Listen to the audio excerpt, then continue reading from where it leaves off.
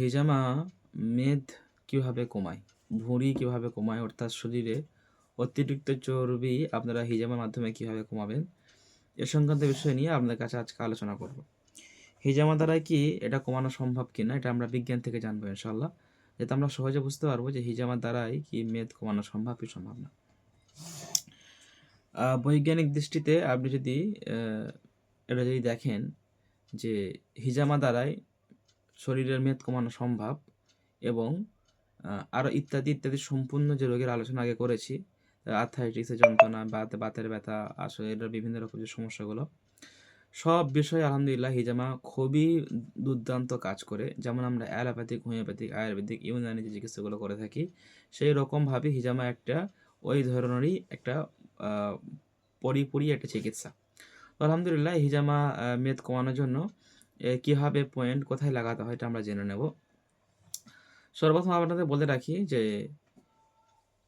হিজামার মূল যে একটা পয়েন্ট আছে যেটা আল কাহিল বলে থাকি, এই পয়েন্টটা এতটা জরুরি পয়েন্ট, এই পয়েন্টে শরীরের সমস্ত অঙ্গের সাথে কানেক্টিং আছে।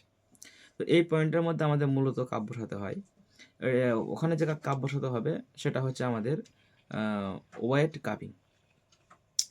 এরপরে শরীরের যে স্থানে আপনার মেদ বেশি বা যে স্থানের মেদ আপনি কমাতে চাইছেন, সেই স্থানের মেদে আপনাকে কাপ বসাতে হবে। এটা খেয়াল রাখবেন, এটা কিন্তু ওয়েট কাপিং হলে হবে না, এটা আপনাকে ড্রাই কাপিং হতে হবে।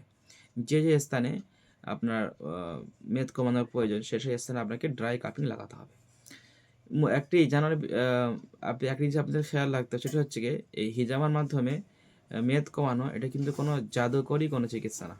এটা হচ্ছে আপনার সাময়িক চিকিৎসা। এখান থেকে যখন আপনি কাপ বসাবেন অল্প অল্প অল্প অল্প করে আপনার মেদ ঝরতে শুরু করবে। এর পাশাপাশি আপনাদের খেয়াল রাখতে হবে লিভারকে আপনাকে ঠিক রাখতে হবে এবং আপনার অল্প খাদ্যের মধ্যে সংযুক্ত থাকতে হবে এবং আপনাকে রেগুলার মানে কাজের মধ্যে লিপ্ত থাকতে হবে, অথবা কিছু যোগা এক্সারসাইজ করতে হবে, কিছুটা আপনার হাঁটাহাঁটি ছোটাছুটি করতে হবে, লিভারকে সতেজ রাখতে হবে। আপনার মূলত খেয়াল রাখতে হবে খাওয়া দাওয়া এবং পরিশ্রম দুটোকে আপনাকে করতে হবে।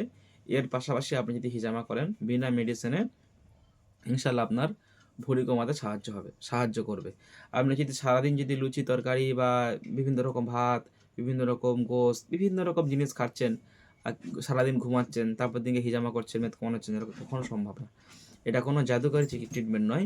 এই ট্রিটমেন্টের মধ্যে আপনাকে যেমন এক্সারসাইজের দিকটা খেয়াল রাখতে হবে, খাওয়া দাওয়ার দিকটা খেয়াল রাখতে হবে, পাশাপাশি আপনাকে হিজামা করতে হবে। আপনি যদি কয়েকটা সেশন যদি হিজামা করেন, ইনশাআল্লাহ আপনার পেটের মেদ এবং অতিরিক্ত চর্বি এবং শরীরের অতিরিক্ত ফ্যাট এটা ইনশাআল্লাহ কমানো সম্ভব। আরও কিছু গোপন টিপস, গোপন বিষয়গুলো আছে, ইনশাআল্লাহ এগুলো আমরা পরবর্তীতে ইনশাআল্লাহ আলোচনা করব। তো বিজ্ঞানের বিষয়গুলো জানার জন্য আপনি আমাদের যদি ইউটিউবে আরও দেখেন যে কী কী রোগের কাজ করে হিজামা, ইনশাআল্লাহ আপনারা আরও বুঝতে পারবেন। আজকে ভিডিও এই পর্যন্ত ছিল। সকলে ভালো থাকুন। আসসালামু আলাইকুম ওয়া রাহমাতুল্লাহি ওয়া বারাকাতুহু।